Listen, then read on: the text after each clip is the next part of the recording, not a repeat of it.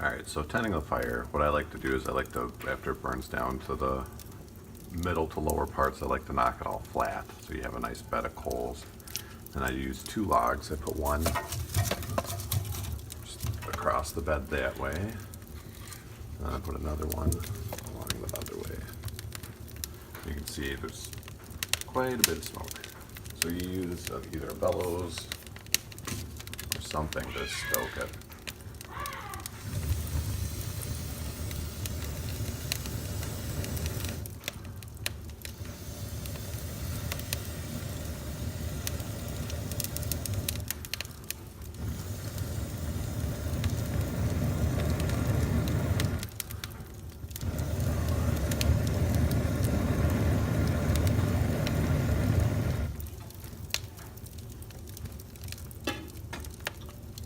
That's the benefit of having something like a bellows or a dragon breath to stoke it up so you get it burning clean right away.